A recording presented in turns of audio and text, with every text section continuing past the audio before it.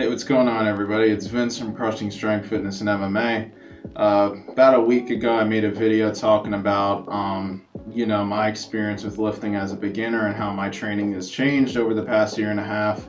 And this is just the beginning of part two. I hope you enjoy the video and definitely let me know what you think. My bench press programming really hasn't changed much at all. I started out doing like around maybe two times a week bench pressing, 3 sets of 8 to 10, do that, hit your triceps, and that was good. And I've noticed that has still been good for me. Now, I did try to change things last year, which wasn't advised. I thought that because I wasn't getting sore from the bench press training, that must mean that I could handle more. And that's another big lesson too that I've learned, is that some of the soreness or stuff like that, even if you don't feel it, sometimes you don't necessarily need to feel an overuse problem or a lack of recovery in the immediate to know that when you hit the workout again, that you're not going to be able to hit the same numbers. So I did plateau for maybe a few weeks when I shouldn't have. I was still a beginner to it. And then when I eventually cut those extra lifts out, like I was doing a lot of extra, push-up sets, weighted push-ups, stuff like that, I noticed that once I cut it down a little bit back to what it normally was, my progression kick-started again. And I just highlighted the bench press just to make a point there that for me, changing deadlift variables around and leg movements like that is something I felt like I had to do in order to keep progressing and stay safe out here. But for bench press, I didn't need it. So for a person that may be built differently, excuse me, they can have completely different circumstances. They might have had to make a lot of adjustments to their bench press programming, but not much to their deadlift and squat early on.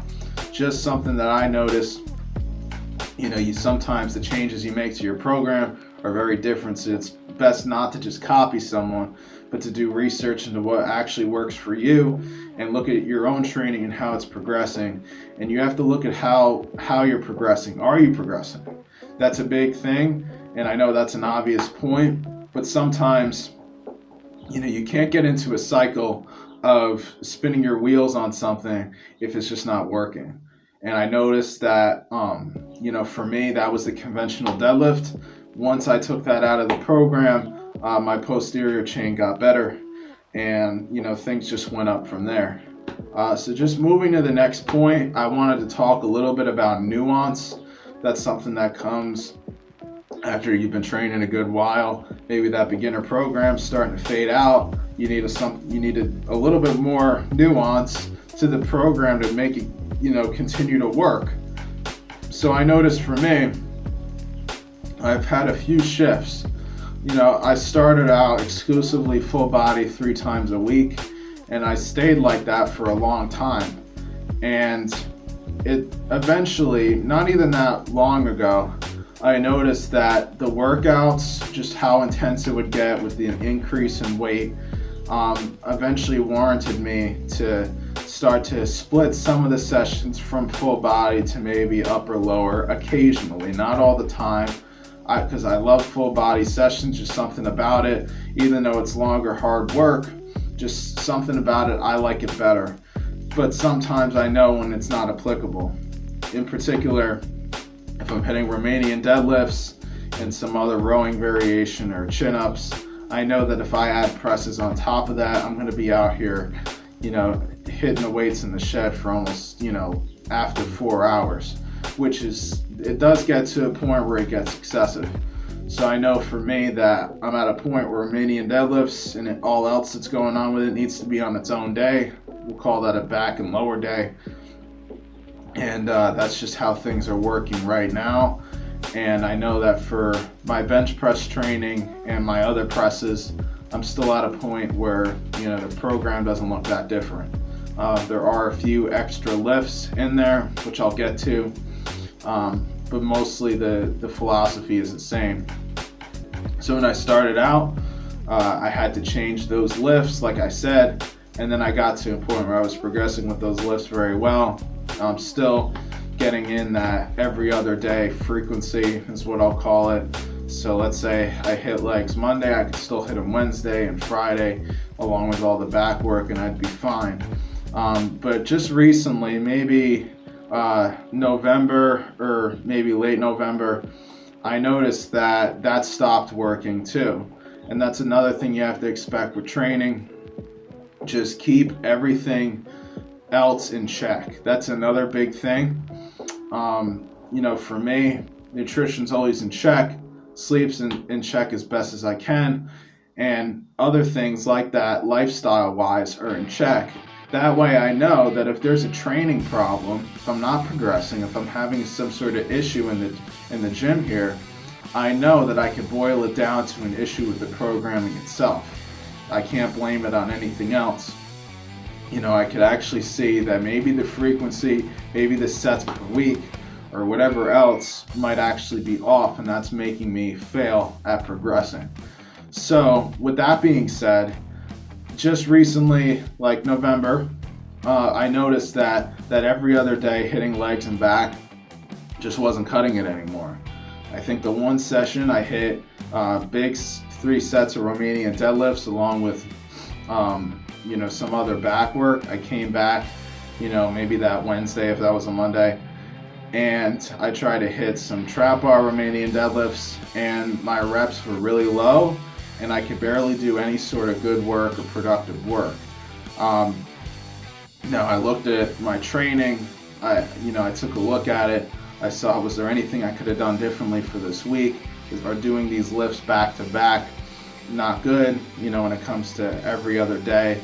Because that's something I saw too, is that some lifts don't interact as well with others when they're too close. But I noticed that I couldn't rearrange it any certain way anymore. It was just getting to a point where just having to come in and hit legs and back again after just hitting it the day before, 2 days before, it just wasn't cutting it anymore. It was too much on the body. So I started to do every 2 days hitting legs and back. And that's what I'm still doing now. And that's the kind of nuance that I had to incorporate into the plan to make my legs continue to progress and for my back to get stronger as well. Now, another little shift I had to the program is, and this is a positive, at least to me, is maybe where I didn't have as much room for a lot of leg sets per week, just because of the fact that I had to be ready. Like if I was hitting a big 3 sets of something on Monday, I had to be ready to do something again Wednesday. So that kind of cuts down your options for supplemental leg and back lifts, because now you're trying not to bury into your recovery so much that you won't be able to perform well on Wednesday. But now I notice that there is that room for a little bit more sets of whatever, back or legs.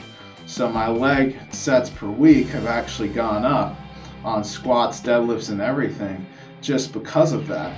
And that's something that I think has been a real positive in the program too as of late, and it's helped me get my legs stronger and stronger, because now when I do hit them, or maybe I was skipping out on a squat on a deadlift day before, or vice versa, now I'm hitting both in the same day with just a few shifts here and there, and now I'm getting that extra frequency.